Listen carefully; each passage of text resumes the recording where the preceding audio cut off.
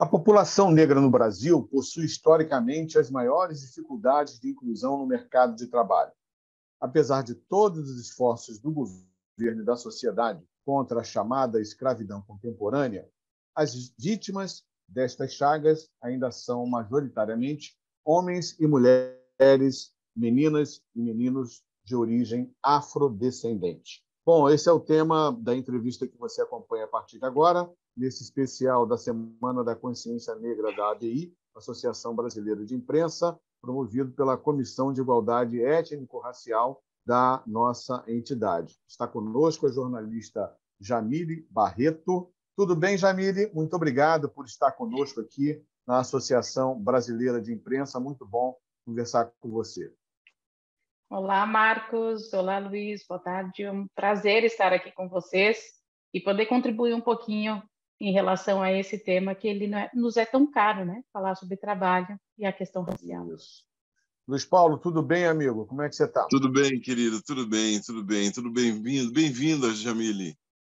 Esse Muito papo, obrigada. essa conversa aqui, né? Tem uma história, tem uma trajetória aí para chegar até aqui. Legal, É legal. verdade. Vai você, Luiz. Aproveita que você já está no embalo. Vai.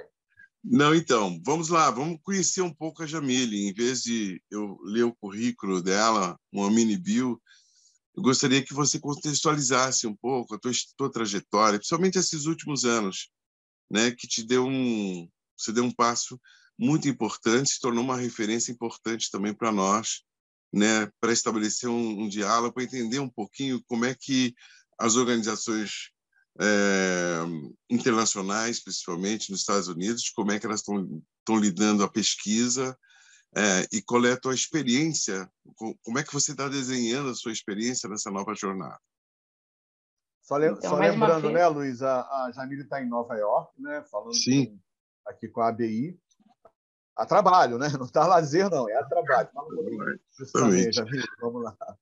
É um pouquinho de lazer, um pouquinho de trabalho, um pouquinho de trabalho, um pouquinho de lazer. Acho que dá para a gente se conciliar um pouco, né? Aqui ou aí.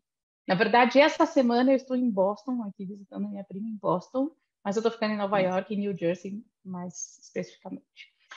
Em relação a quem eu sou, acho que é muito importante, né? As pessoas sempre, quando elas vão falar de si, elas falam primeiro dos seus currículos. Mas antes de ter um currículo, eu sou uma pessoa, né? Então, acho que é muito legal. Inclusive, nós que falamos sobre muito ancestralidade, inclusive a Catiusca Ribeiro, filósofa, que ela também fala muito sobre esse tema. Então, acho que é importante a gente falar quem veio antes de nós. Então, eu sou Jamile Barreto, eu sou jornalista. Eu sou Jamile Barreto, filha de Joel Marques Barreto, Janina Barreto, irmã do Jefferson Barreto e da Jennifer Barreto. E eu acho que voltar a muitos ancestrais poderia, mas aí seria muita coisa. Mas, enfim, acho que eu preciso muito falar sobre isso. Eu sou a filha caçula, então, de 3 irmãos e fui a única que fui para essa área de comunicação. E isso sempre foi uma coisa muito, muito forte em mim, muito latente. Eu sempre gostei muito de me comunicar. E eu escolhi o jornalismo basicamente porque, apesar de eu ficar muito tempo na escola, quando eu chegava de noite, os meus pais iam falar comigo, eu conseguia contar tudo o que tinha acontecido na rua ou no bairro, assim, era muito engraçado. Então, quando minha mãe falava, o meu pai falava, como foi seu dia? Aí, antes deles começarem, eles cantavam a vinheta do Jornal Nacional para mim, para que eu pudesse começar a falar. Então, como vocês disseram, também eu sou jornalista, sou especialista em direitos humanos, diversidade e violência, e a minha trajetória na comunicação ela foi muito, muito diferente, eu acho, assim. Eu passei por diversos momentos da minha vida, inclusive conheço o Luiz há muitos anos, ele me conheceu ainda muito jovem, muito menina. Muito pequenininha, muito aí. Muito ela e a mãe, pequenininha. sempre juntas. Sempre juntas. E sempre Uma com a minha dupla. mãe. Meu pai morreu muito cedo, então sempre com a minha mãe, obviamente, ao lado, com essa chancela, ela é muito importante para mim, dos meus irmãos. E aí eu fui construindo a minha trajetória e por um tempo eu até deixei a comunicação de lado, entre aspas, né? Mas ela sempre voltava de alguma forma para mim. Então, eu trabalhei lá atrás, junto com um tio meu de consideração, no Portal Afro, Instituto Cultural, existe até hoje. Ele faz um trabalho muito importante, muito especial. Ele tem desde a década de 90 esse Portal Afro, e se transformou num site, enfim, ele faz esse trabalho. Trabalhei com a Claudinha Alexandre também, na Central de Comunicação. acho que logo que eu entrei na faculdade, nos anos 2000, e depois fui para outras áreas do conhecimento. Eu fui fazer meu intercâmbio, fui au pair, enfim, trabalhei em loja, trabalhei em restaurante, trabalhei em hotel. E a comunicação sempre foi um meio para mim, né? Eu conseguia e me comunicava muito bem com as pessoas, isso era muito legal. Ao ponto do meu tio, que mora em Minas, um dia eu estou andando com ele na Avenida Paulista, meado de 2017, assim. Estou andando na Avenida Paulista e aí vem um casal e fala: Jamile, quanto tempo eu não te vejo, não sei o quê. Enfim, conversamos bastante. Meu tio falou: quem são esses? Quem era esse casal? Eu falei assim: eram clientes do restaurante que eu trabalhava há X anos atrás. Ele: como você faz isso? Aí eu falei assim: a comunicação, né? Eu acho que eu sempre me comuniquei bem com as pessoas. E aí, os meus últimos anos na área da comunicação, eles têm sido muito interessantes e importantes. Inclusive, a pandemia, obviamente, ela não foi algo bom para ninguém, acredito num contexto geral, mas eu posso dizer que, pessoalmente, profissionalmente, ela me trouxe outras possibilidades, inclusive de trabalho. Então, foi durante a pandemia que eu trabalhei na Rede Globo, foi durante a pandemia que eu trabalhei com o Rafael Cortez, foi durante a pandemia que eu consegui deixar mais evidente um trabalho que eu já vinha fazendo desde a minha especialização, com a questão voltada à temática racial e a questão de diversidade, inclusão, enfim.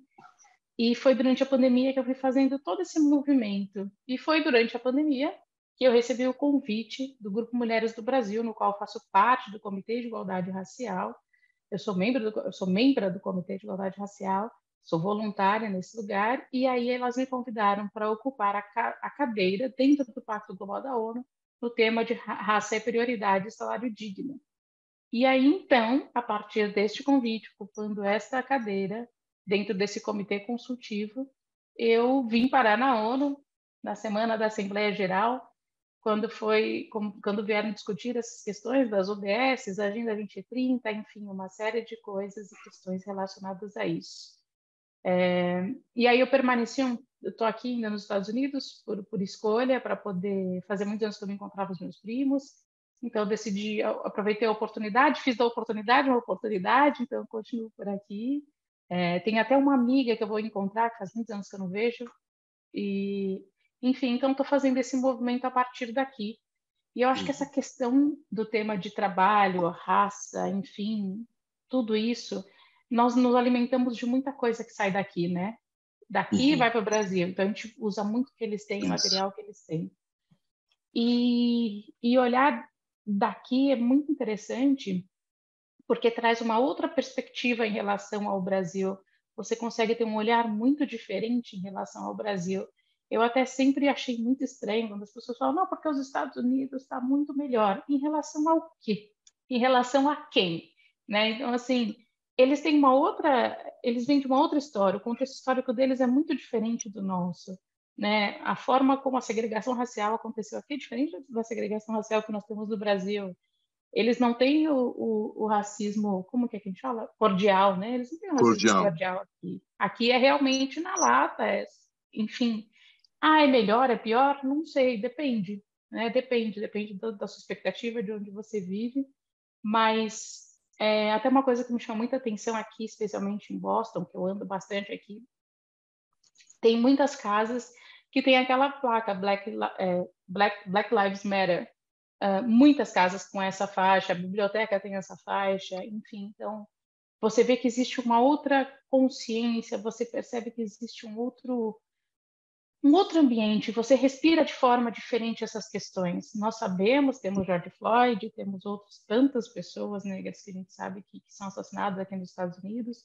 Até meus primos, que são advogados aqui, eles falam que não é diferente do Brasil essa violência, né? Pode ser que ela aconteça a partir de uma outra perspectiva, mas a violência também existe aqui contra pessoas negras. Então, basicamente isso, assim, esse momento e esse movimento que eu estou fazendo na minha carreira. E, obviamente, quando eu recebi o convite, quando o Marcos entrou em contato comigo, fiquei muito feliz, porque eu, enquanto jornalista, e aí foi durante a pandemia também que eu me dei conta de que o jornalismo, para mim, ele vai muito além de uma televisão, ele vai muito além. A comunicação, ela é muito mais do que isso.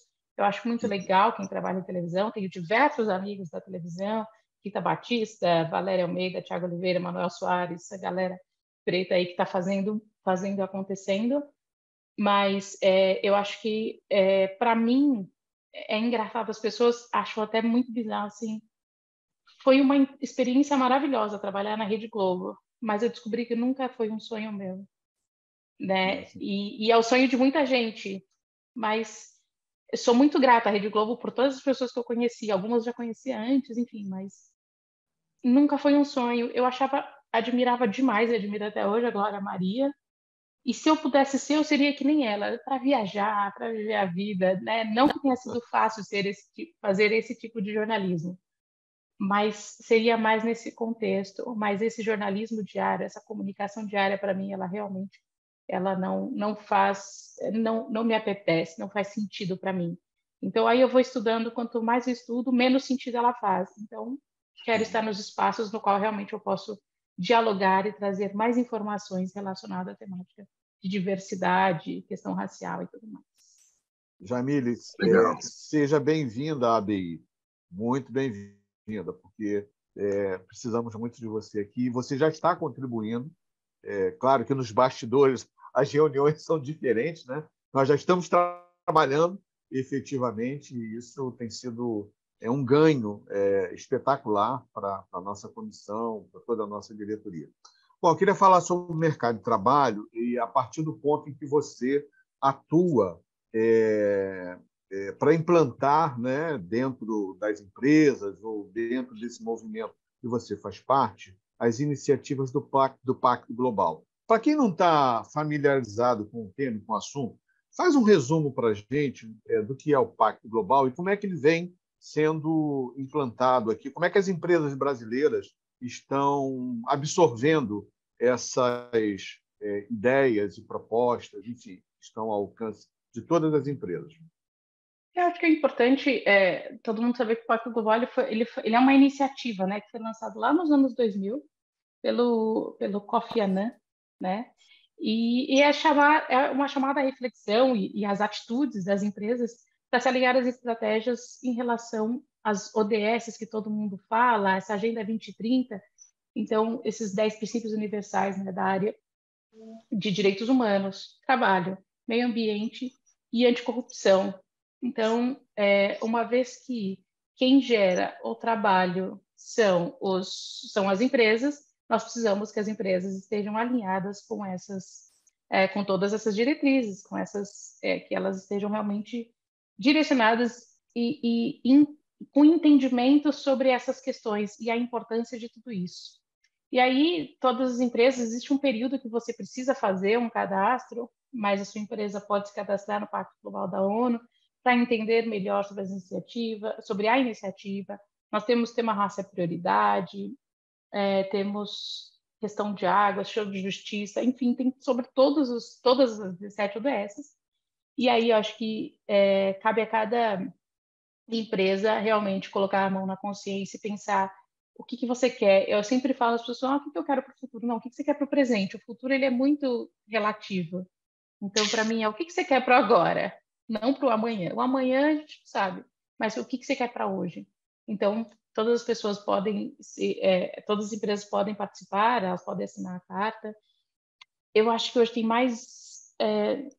eu sei que aparentemente 16 mil participantes, se eu não me engano, entre empresas e organizações, que está distribuído em mais de 70 redes locais que abrangem 160 países. Então, o pacto você tem no Brasil e no mundo, né?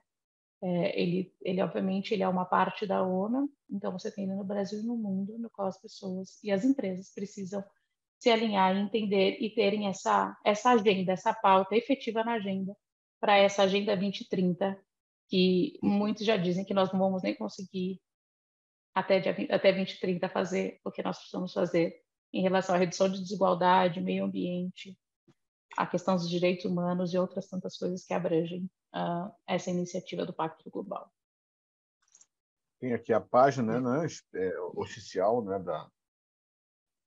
no Pacto Global. COP 27, agora, né? E tal. Isso, queria ir, viu? Isso. Você quer fazer saindo direto de Nova York? É no Egito, né? No Cairo, né? É no Egito. Isso. Então, tomara que você vá, que aí você pode conversar com a ABI direto de lá, né? Quem sabe, né? O respondente da ABI na COP27. Quem sabe? Por que não, né? Por que não? Luiz, a pergunta está com você. Manda outra aí para Tá, Jamile, continuando nessa linha da tua trajetória, né? Que você lembrou muito bem. Eu conheço você pequena mesmo, né? Curiosa, como sempre, né? Atenta a tudo que estava acontecendo no seu entorno.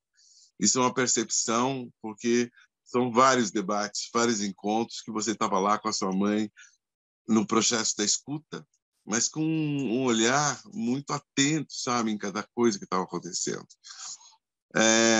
Eu queria fazer uma pergunta ainda na direção de você como persona, como é que você está percebendo essas particularidades, como o fato de você ser uma mulher, né? Esse olhar feminino diante de tudo isso que você está vivenciando agora, qual é o teu lugar de fala?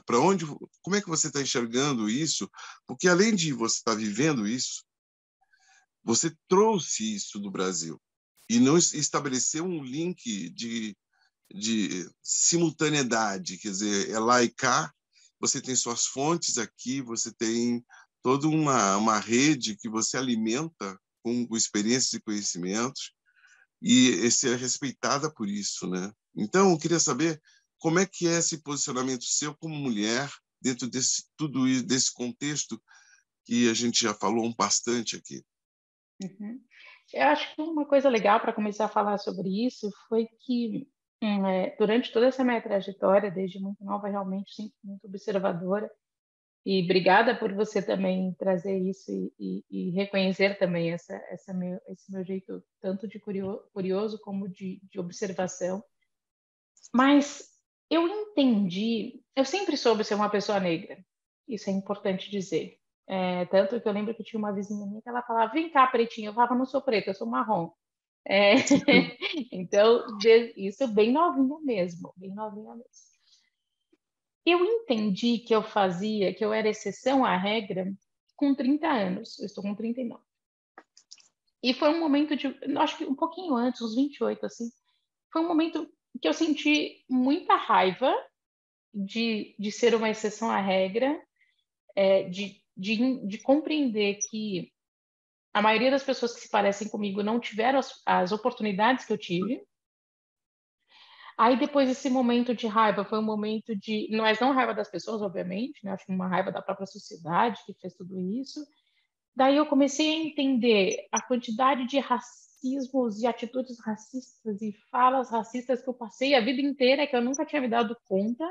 E eu e os meus irmãos, a gente conversa muito, não sei o quanto isso foi bom ou o quanto isso foi ruim, mas eu acho que positivamente, porque nunca me impediu de fazer nada. E aí depois eu passei por quando eu fiz quando eu fiz minha especialização, acho que foi quando eu tive mais consciência disso, que as pessoas que estavam ali comigo, apesar de estarem na faculdade fazendo uma especialização, muitas delas vieram deste contexto que eu não conhecia, que eu não vivenciei, de casa enchendo, de pai violento, de mãe de pai que bebia, de mãe pais que usavam drogas e que não tinham dinheiro para isso, para aquilo e para aquilo outro, enfim, isso nunca foi uma questão na minha vida, muito pelo contrário, né? Quando eu começo a rever os anos 80, eu vejo que eu sempre tive acesso a tudo, na verdade. Então, as pessoas põem na internet, ai, nossa, eu gostaria de ter tido esse brinquedo. Não, eu tive esse brinquedo. Ah, eu queria... E tudo aquilo. E aí, ao mesmo tempo, as pessoas também acabavam batendo em mim, nos meus irmãos, porque nós tivemos tudo isso. Então, elas não nos reconheciam. Eu já cheguei a ouvir assim, você não é tão negra assim. Aí eu falo, oi? Oi, desculpa, eu não entendi. Eu não sou tão negra assim. E aí eu comecei a entender que não é pelo tom da minha pele, não é pelo meu cabelo crespo, nem pelo meu nariz, nem pela minha boca, mas pelo meu contexto socioeconômico e cultural. As pessoas, elas não acreditavam que... Ainda hoje não acreditam, tá? Que eu e meus irmãos estudamos em escola montessoriana, que os meus pais deram tudo que nos deram, enfim, então acho que tem isso. E aí, chegando nesse momento de poder fazer faculdade, de fazer minha especialização, e enxergando todo esse momento, enquanto uma mulher negra, eu entendo que existem muitas coisas que ainda... o racismo, vocês vão saber o que eu estou falando, ele funciona num lugar muito específico, especialmente quando a gente está num lugar de sociocultural diferente, né? Então, ele não é tão violento diretamente, mas ele é muito mais sutil, ele está na palavra, ele está no gesto, ele está no olhar, enfim. Então, eu percebo muito isso neste lugar, nesse contexto, quando as pessoas elas ainda questionam muito a minha participação. Por que você foi para a UNO? Quem é você? Porque quem estava lá com você era Ana Fontes, era da RME, era a Adriana Barbosa da Feira Preta, era a Juliana da Oliver Press, era fulano de tal. Enfim, o fato de você não conhecer a minha história não quer dizer que isso não diminui a minha importância de estar naquele lugar com aquelas pessoas na ONU. Então, eu enxergo que ainda existe uma cobrança muito grande para nós, pessoas negras e mulheres negras especialmente, que é aquela coisa daquele filme Dois Estranhos, que eu não sei se vocês assistiram na Netflix, que até ganhou o Oscar. Não importa o que a gente faz, o resultado sempre vai ser o mesmo. Então, eu estudei, ninguém sabe, todo mundo sabe as pintas que eu tomo, mas ninguém sabe os tomos que eu levei e que eu levo. Então, as pessoas estão sempre muito preocupadas. Mas quantos seguidores você tem na internet? Mas você não sei o quê, mas você não sei o quê. Então, vem conversar comigo, quer saber sobre a minha vida, me pergunta, né? Então, acho que ainda é um lugar de muita resistência, de muita... você precisa ter muita, não só resistência, mas muita confiança em quem você é, em toda a sua trajetória, tudo que você fez, para você permanecer neste lugar, né? Porque a sociedade, ela sempre vai, com o mínimo que a gente sabemos melhor do que tudo, especialmente agora no Brasil, nosso mínimo vacilo, eles vão passar a perna em nós e aí a gente vai cair tudo de novo, enfim. Então, acho que é um lugar muito especial, é um lugar muito importante, no qual, obviamente, vocês, enquanto meus ancestrais também, por serem pessoas mais velhas do que eu, tudo que vocês passaram e puderam trazer para que eu estivesse aqui hoje, para que eu estivesse participando na ONU, assim como meus pais e professores e todas as pessoas que estiveram direto ou indiretamente envolvidas na minha vida. Mas é um lugar delicado, mas é um lugar possível. Por isso eu estou aqui, e outras mulheres também estiveram na ONU, assim como homens pretos também. Mas ainda é um lugar muito delicado, no qual eu entendo que eu posso ir, mas eu sempre tenho que ir com alguma ressalva, mas não minha, e sim da própria sociedade, que ela está sempre esperando o erro. Qual vai ser o próximo erro dela e não qual vai ser o próximo acerto. Então, é um lugar delicado, mas é um lugar que me é muito caro e eu aceito todos os louros e todos os elogios referentes a isso, porque se eu estou aqui é porque realmente eu fiz uma construção, tive ancestrais, tive pessoas, tive apoio de todas as partes, obviamente, mas também, se eu não fosse uma pessoa que tivesse o mínimo de condições de estar aqui, eu não estaria aqui. Então, acho que isso também é importante. Respondido? Nossa, maravilha, maravilha. Danilo, eu quero falar um pouco agora sobre o movimento Raça Prioridade. Né? Eu vou mostrar aqui na tela o site, né, desse trabalho e fazer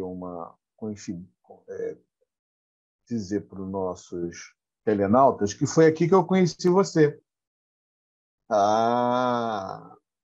Pesquisando, né, eu olhei esse site assim, movimento Raça é Prioridade. Aí fui dando uma lida, fui lá, fui descendo, aí fui chegando aqui embaixo, coisa e tal. Aí viu o Cida Bento. Eu estou olhando assim, caramba, cara, só tem gente aqui poderosa daqui a pouco. Opa! O Túlio Custódio. Estou vendo aqui Jamile Barreto, jornalista. Eu falei, coleguinha. Coleguinha, eu já vou entrar em contato para... Enfim, e aí foi rápido, a Jamile respondeu rápido. Olha, ela não foi marrenta, né? Imediatamente ela recebeu meu contato, ela já respondeu, Marcos, eu estou aqui, Vamos conversar, muito legal. Mas fala um pouquinho sobre o movimento É Raça, como é que ele atua e o que você faz aqui. Então, acho que ter uma raça e prioridade tudo está falando, né? Quando a gente fala sobre raça e prioridade, e quando vou discutir, vou em algum lugar falar sobre uma questão da diversidade, as pessoas falam, mas por que você fala tanto sobre o recorte racial? Porque nós precisamos falar sobre esse recorte racial. Sem o recorte racial não existe nós falarmos sem esse recorte racial. Até antes de eu falar sobre o tema raça e prioridade, o meu tio, o Ramati Jacino, o mestrado dele a dissertação dele foi o branqueamento do trabalho.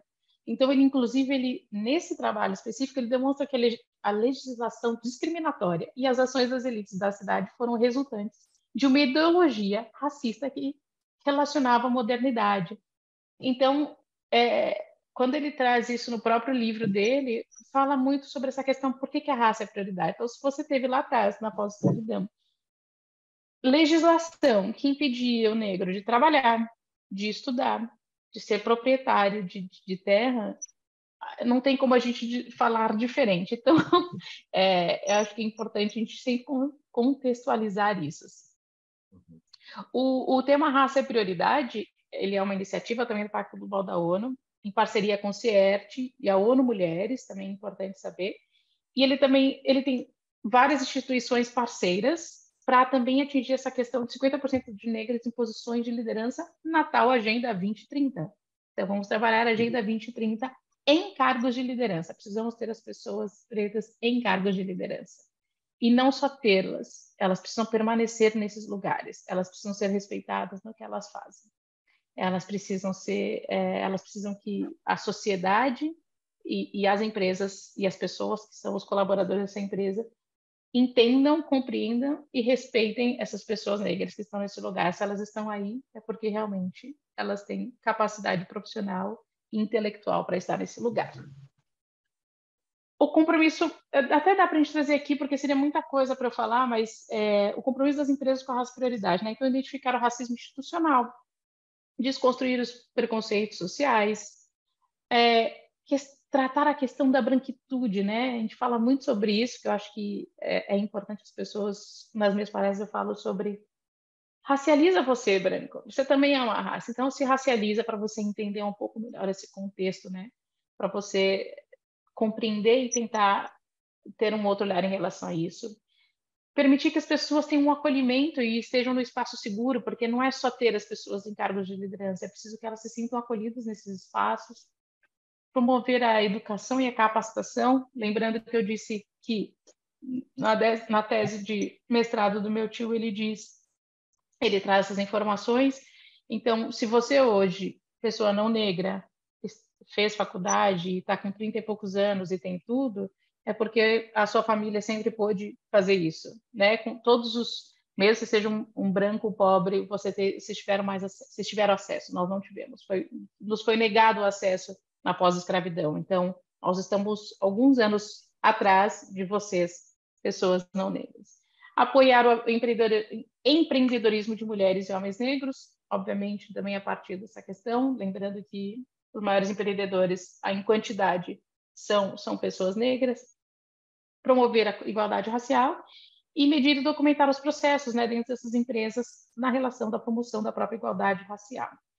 E aí eu faço parte desse comitê consultivo que, mais uma vez, quem está nesse comitê comigo, né, só também gente incrível, que é a Adriana Barbosa, da Preta Hub, Feira Preta, a Cristiane Falcão, consultora nacional de normas globais, que está mostrando aí, a Benilda, a professora Benilda, maravilhosa, gente. Vocês precisam conversar com a Benilda, ela é maravilhosa. E, enfim, eu tenho que preciso ir para o Brasil para comer pão de queijo em Minas com ela.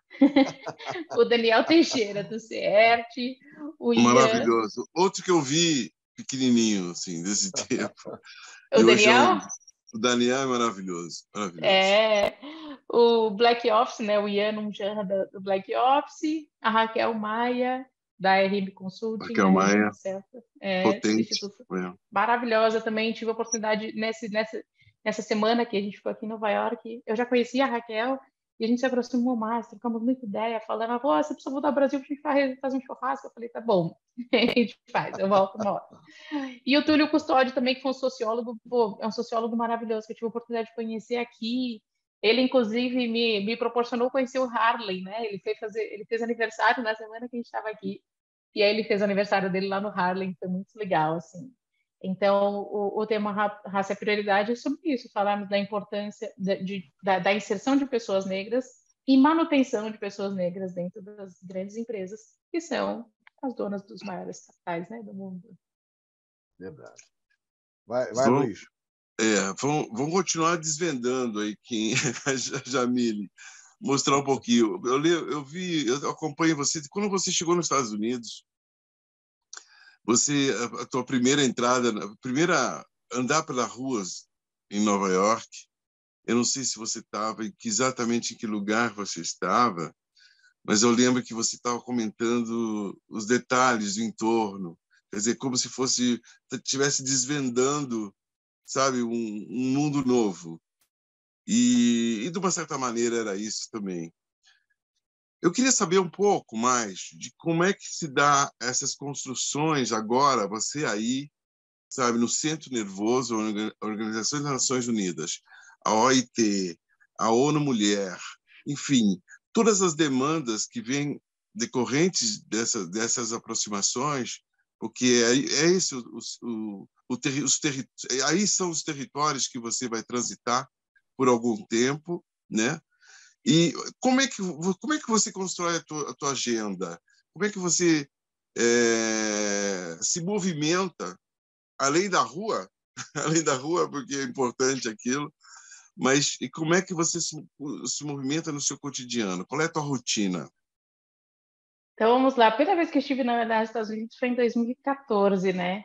E foi muito interessante, foi muito divertido, porque minha prima, na época, é que eu estou aqui em Boston hoje, ela morava em Nova York. Ela morava num bairro, West Village, se eu não me engano. É como se fosse Vila Madalena, né? É um lugar bem legal. E aí, quando eu peguei, mandei mensagem para ela, eu vim sem meu celular, porque eu ia comprar o iPhone aqui. E aí, tudo programado, ela me passou o endereço dela, e ela disse assim, Jam, tem duas opções. Você pode pegar o táxi aí, $75, e descer aqui, que é bem longe, né? O JFK é bem distante. E você pode vir de metrô, que dá $10 tudo, né? Pegar o trem, sei lá, acho que dá uns $10 no máximo, e você pode vir até aqui de metrô. Eu falei, vou de metrô, óbvio que eu vou de metrô, porque estar em Nova York e não andar de metrô não faria muito sentido para mim, porque como nós somos retroalimentados desde sempre, né? Eu nasci nos anos 80, e desde sempre essa coisa, Halloween, tudo era daqui. E aí eu peguei 20 metrô.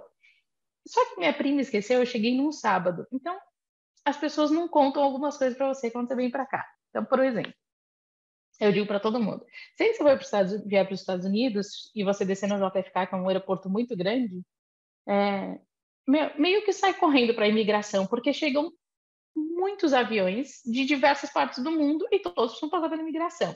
Então já começou aí. Eu cheguei às 6 horas da manhã e eu só entrei no país às 8 horas da manhã, porque eu peguei uma fila gigantesca. Eu não sabia disso, fui andando. Legal, estou nos Estados Unidos. Tá. Primeira coisa, primeiro BO já. Entrei pela imigração, passei pela imigração, então. Peguei o metrô. Só que aí, quando eu estou na metade do caminho, já no metrô, eu vi uma palavra, eu vi escrito assim, nós não vamos parar nas próximas 10 estações. E a da minha prima estava no meio dessas 10 estações. Eu falei, poxa, deve ser essa composição, vou pegar a próxima. Desci da composição, peguei a próxima, andou mais 2 estações e disse, nós não vamos parar nas próximas X estações, e a da minha prima estava ali. Eu falei, e agora, o que eu vou fazer? Aí eu andando pelo metrô, e diferentemente do que as pessoas reclamam muito do metrô do Brasil, né? Primeiro que ele é limpo do Brasil, ele é muito limpo, e ele tem muitas pessoas sempre de informação. Ao contrário aqui nos Estados Unidos, só tem ninguém sempre de informação. E aí eu tô andando assim, e eu vejo uma placa.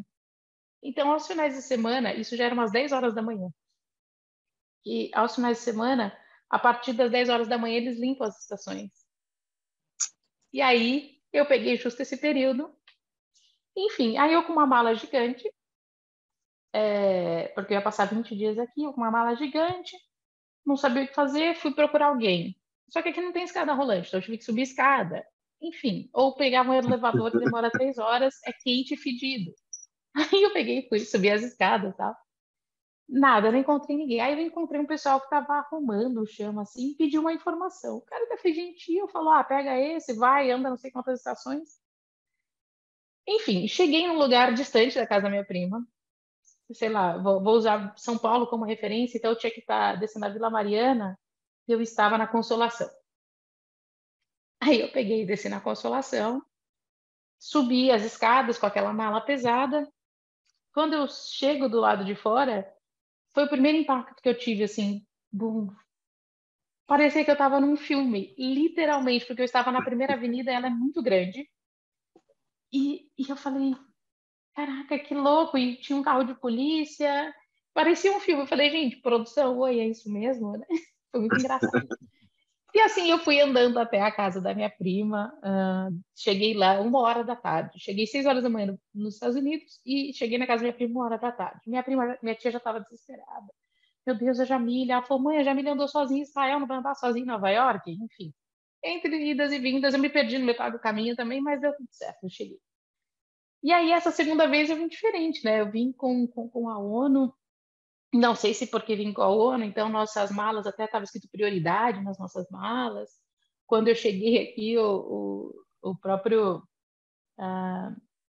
quando a gente foi entrar no país, o cara super sorridente, sejam muito bem-vindos, que não sei o quê, porque eles pegaram nossos passaportes antes, né? Pegaram números, então provavelmente eles sabiam que nós estávamos indo para a Assembleia Geral da ONU.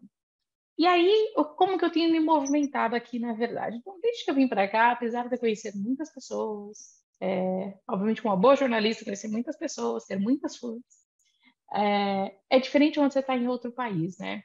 Então, eu tenho o que é mais importante aqui. Eu tenho família aqui. Acho que isso é uma coisa importante. Ou pessoas muito próximas, né?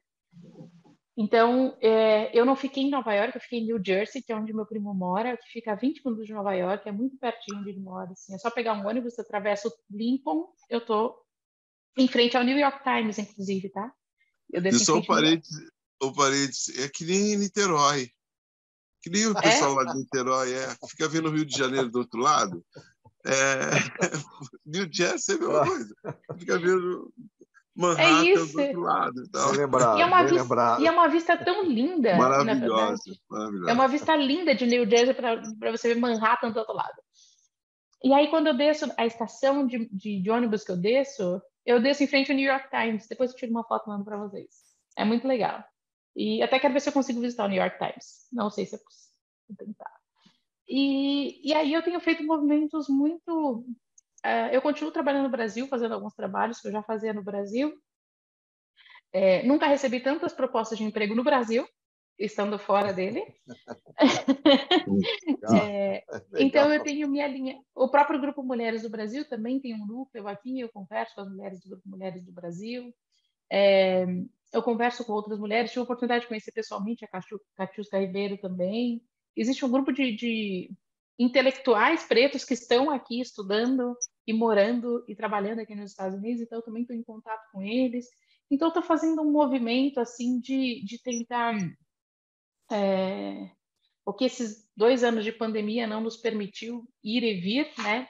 Então, eu estou tentando ir e vir ao máximo e tentando fazer o máximo de conexões e trazer novas possibilidades para trazer um novo olhar a respeito, obviamente, desse tema sobre raça é prioridade, sobre esse tema que nos é muito caro e ele é necessário. E cada vez que eu faço uma palestra, uma roda de conversa, eu percebo o quanto nós ainda... Quando a gente fica nessa nossa bolha, a gente fala, caraca, nossa, a gente... Não, é só na nossa bolha que as pessoas sabem mesmo. Fora dela, ninguém sabe de absolutamente nada. Então, eu tenho tentado me movimentar de acordo com essas pessoas que estão aqui, me conectando com elas, me conectando com algumas... A minha prima, quando ela veio para cá, ela veio como au pair, ela trabalhou na casa de uma professora da NYU, da Universidade de Nova York. Eu quero entrar em contato com ela também, assistir. Ela fala sobre... Ai, como que ela... Qual é o tema dela? poxa, não vou lembrar agora o tema, mas ela também fala sobre a questão racial de alguma perspectiva. Depois eu falo para vocês. Eu quero assistir uma aula dela também para saber o olhar. O norte-americano tem um olhar muito diferente do sul-americano em relação à questão de raça, enfim. Então, acho que eu estou tentando fazer um movimento mais um movimento acadêmico, mas obviamente também um movimento profissional, para que eu também possa absorver todo esse conhecimento e passar esse conhecimento, seja aqui, seja fora daqui, seja no Brasil, obviamente.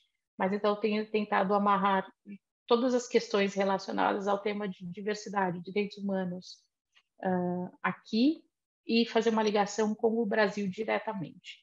Então, tenho conversado até a embaixada, só um segundinho, Luiz, a embaixada do Brasil ele faz muita coisa legal aqui. Então, também a própria embaixada, conversar com a embaixada, entender quais são os caminhos que a gente pode trilhar.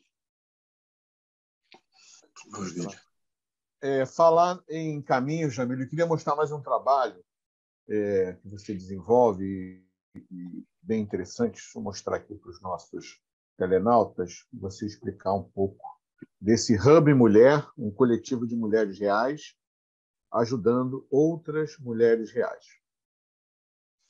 Exato. O Hub Mulher ele foi criado pela Ana Paula Arbache, juntamente com outras mulheres. A Márcia Batista, hoje ela é VP de Recursos Humanos da Arcor Invest, se não me engano.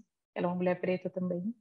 E outras tantas mulheres. E nós nos unimos num coletivo, né? São empresárias, cada uma de uma área de atuação, mas todas nós unidas ali para construir, né? Esse coletivo de mulheres. Tem uma palestra, quero fazer isso, quero fazer aquilo, então a gente se une e faz acontecer a partir deste coletivo. Dentro do Hub Mulher existe essa, inclusive, é a Lilian Howard, ela trabalha na Sodexo, se eu não me engano.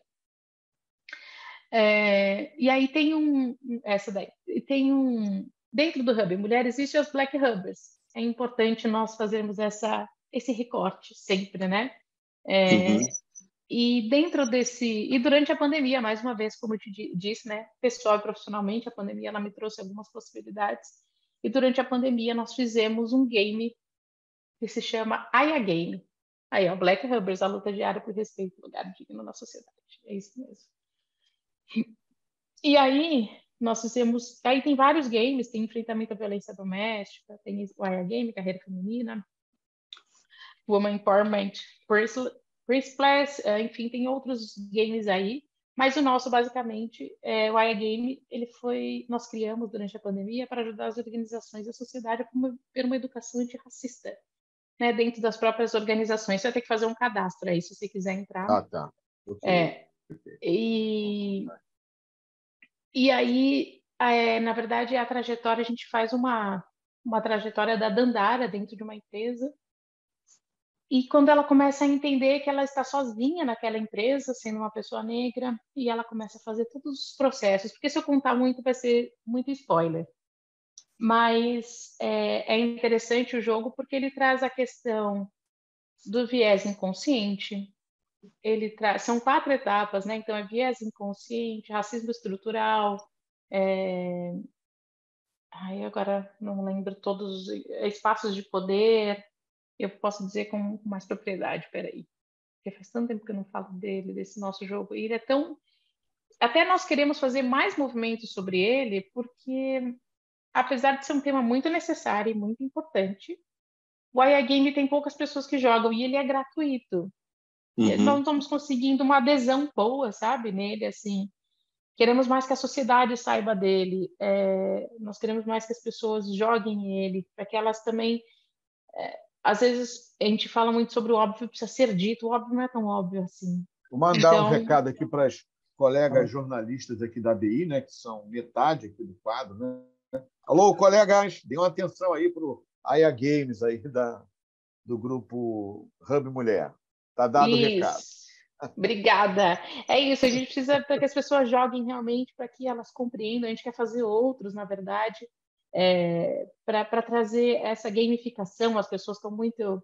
Essa interação tem feito muito sentido dentro das organizações e fora dela também. Então, por isso que a gente decidiu criar esse jogo, o Aya Game, essa educação antirracista. Então, mais uma vez, é para empresas e para a sociedade no geral, para que as pessoas realmente possam compreender um pouco mais a respeito do tema e sobre tudo que engloba a questão racial dentro da empresa, mas que, se nós, como a gente sempre fala, né, a empresa ela é um reflexo da nossa sociedade. Então, fica a dica.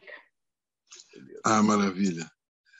Vou aproveitar um pouco nessa linha agora das tecnologias.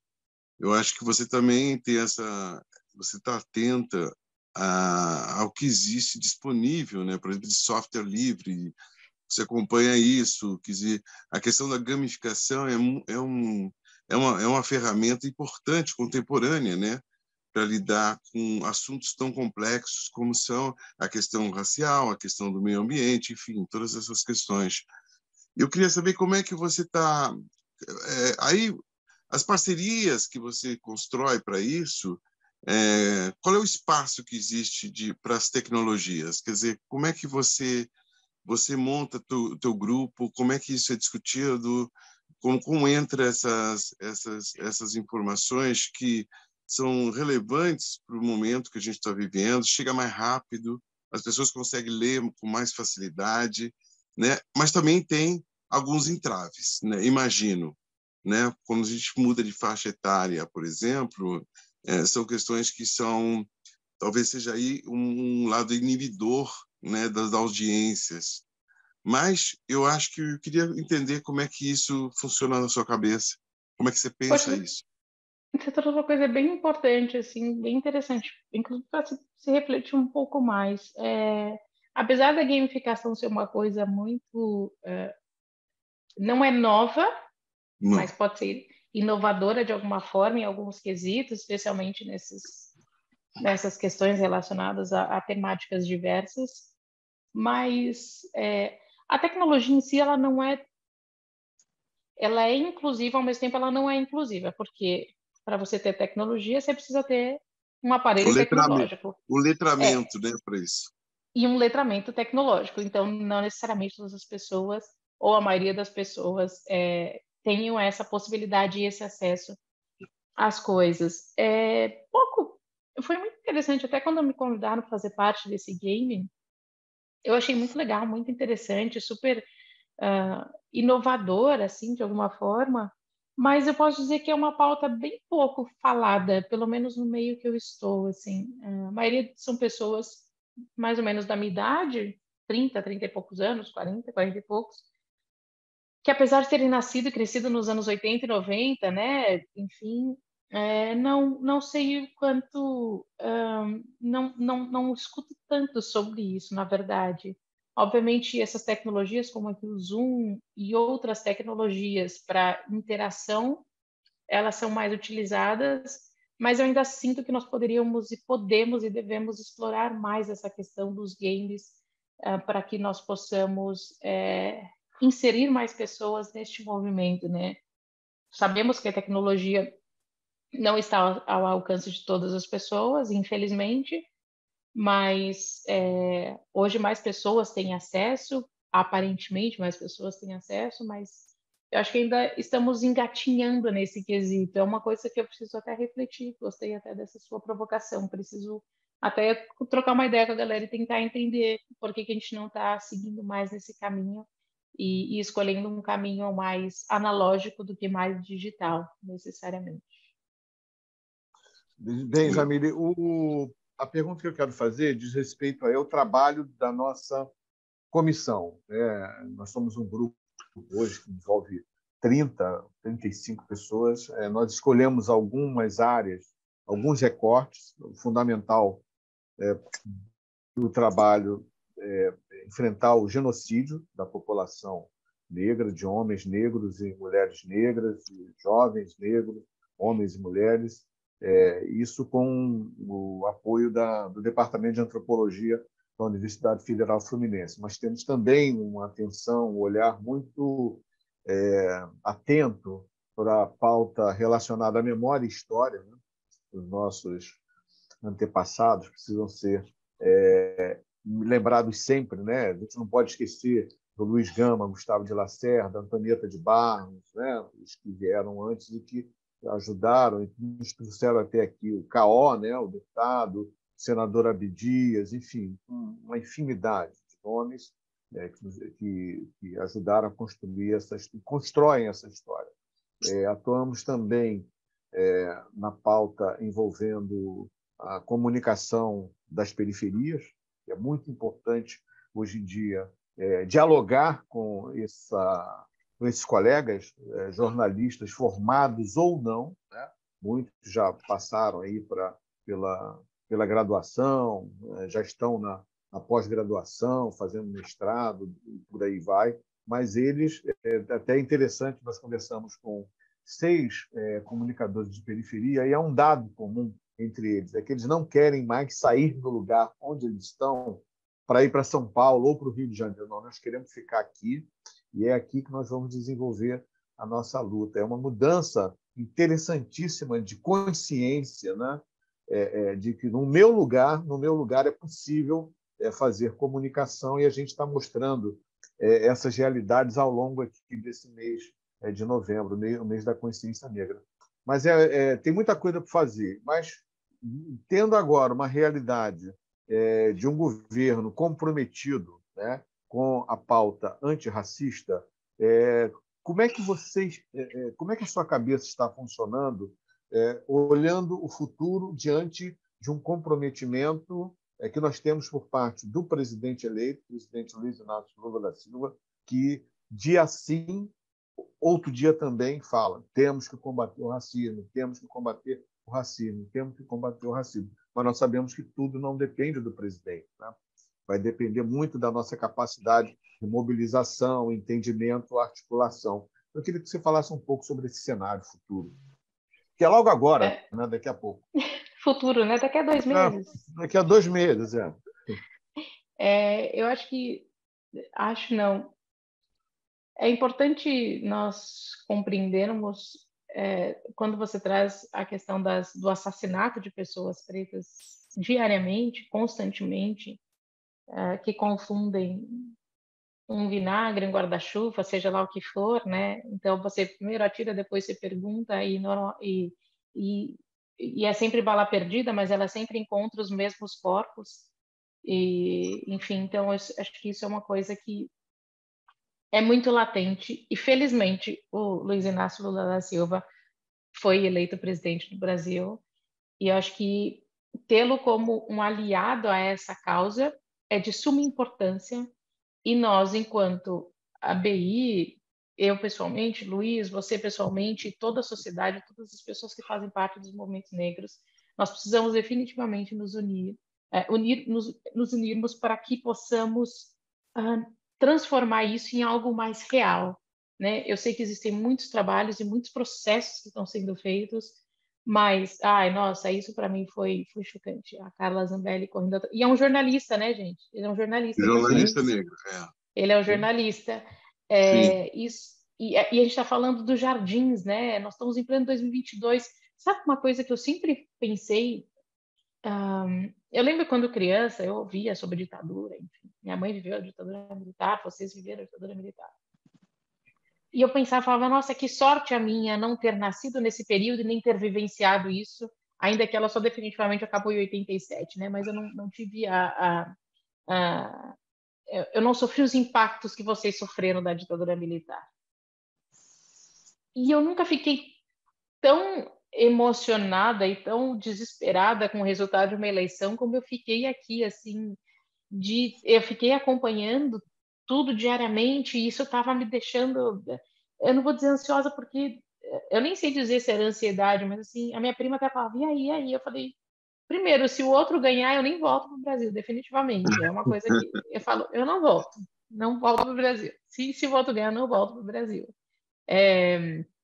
Mas quando o Luiz Inácio Lula da Silva venceu, eu posso dizer que eu me emocionei assim de falar, uau, que bom, nós conseguimos, nós saímos disso. Carla Zambelli, exemplo vivo do braço armado do Estado de serviço de genocídio da população negra. Exato.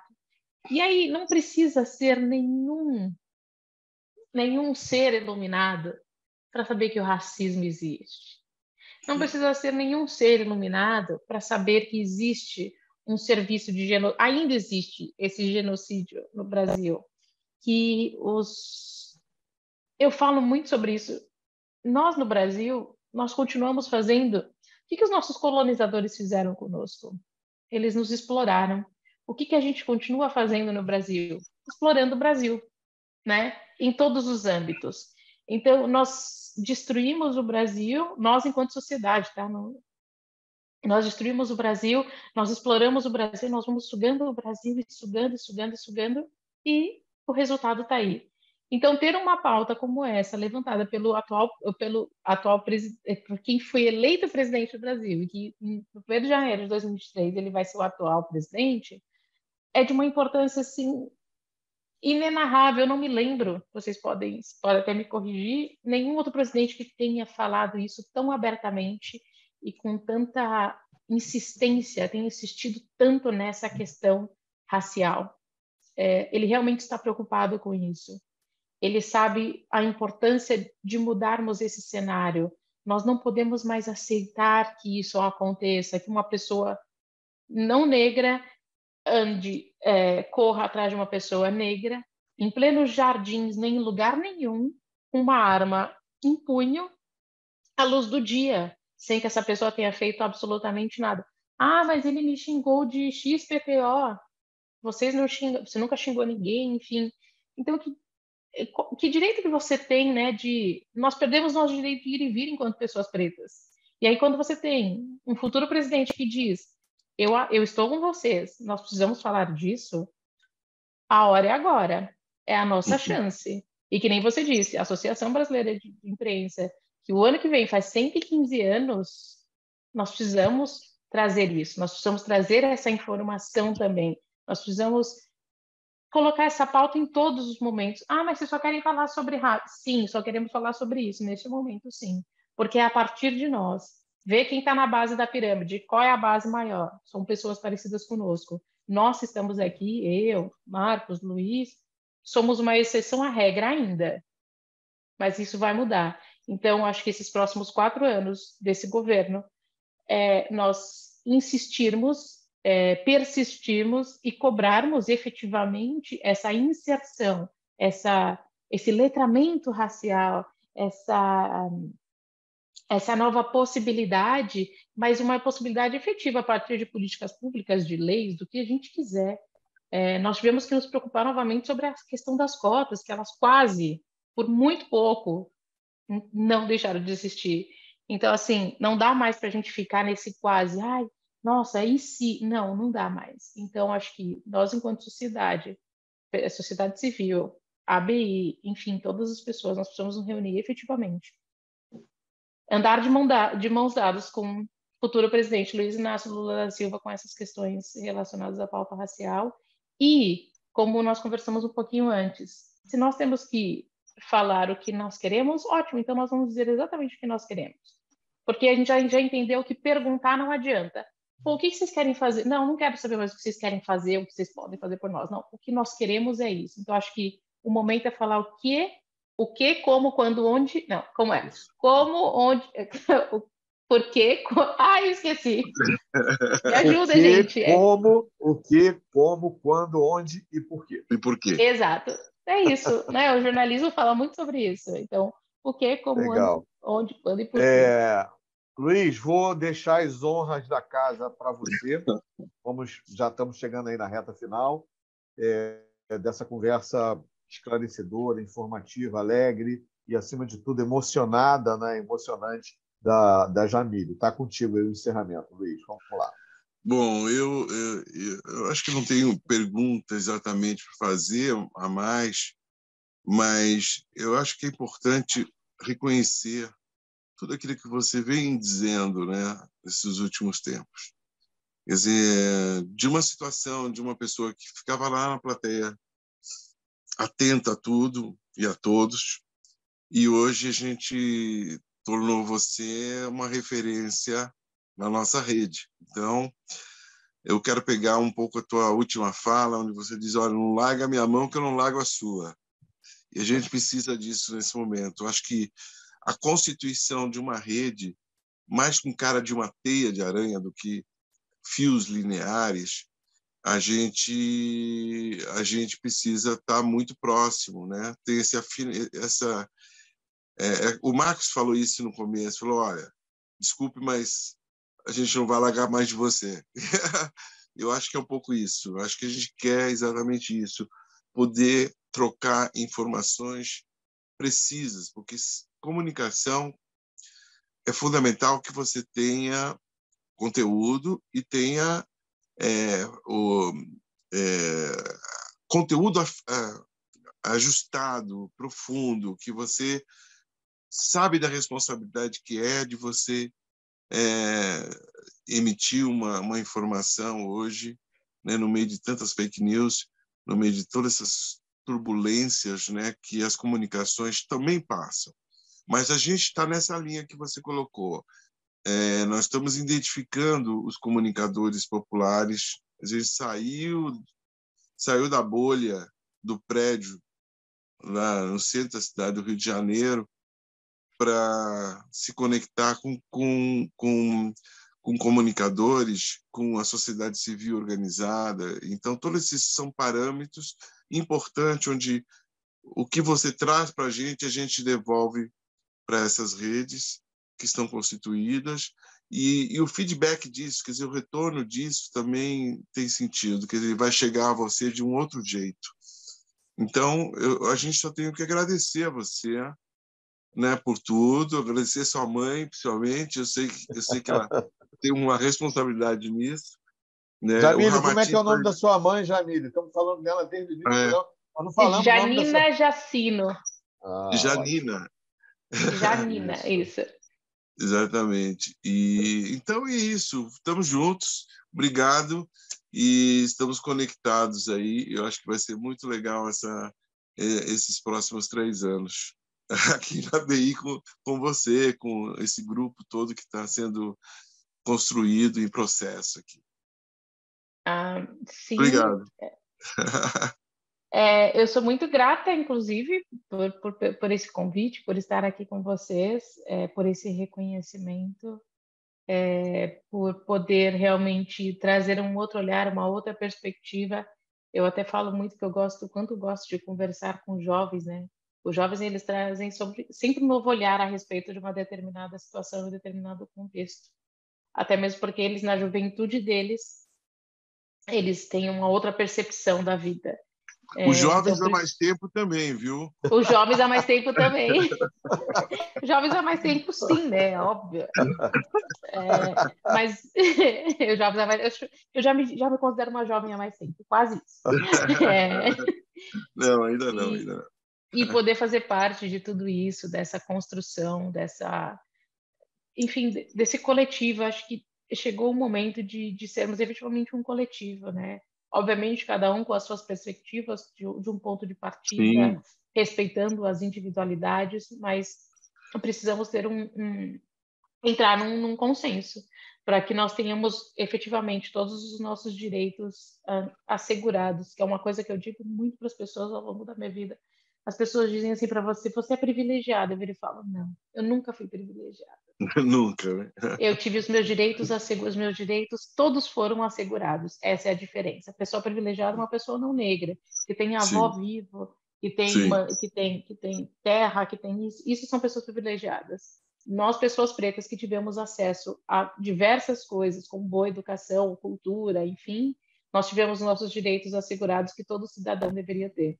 E todas as cidadãs. Então, acho que é importante a gente, nesse momento, mais uma vez, com esse nosso futuro presidente, dar as mãos para ele e falar, vamos juntos, porque a gente vai mostrar qual o caminho, já que até agora a gente falou, que tal você... Não, agora não é mais um que tal, esse é o caminho, vamos juntos, isso. E aí sim brilhar para que todas as pessoas parecidas conosco, para que as próximas gerações não passem pelo que vocês passaram, pelo que eu passei, e que elas possam ter uma realidade e uma condição de vida muito melhor do que a atual que nós temos aí, e que não passem por algo como o nosso querido colega de profissão também passou recentemente, no qual ele teve a vida dele quase ceifada por absolutamente nada. Então, muito obrigada por essa oportunidade, contem comigo, vai ser um prazer estar com vocês nos próximos 2 anos e muitos anos, espero eu também. E o que eu puder compartilhar, o que eu puder contribuir daqui, enquanto eu estou aqui nos Estados Unidos, contem comigo, que eu vou contribuir. Obrigado. Valeu. Obrigado, Jamile Então, tá. Barreto. Tchau, Jamile. Obrigado. Jornalista. Obrigado.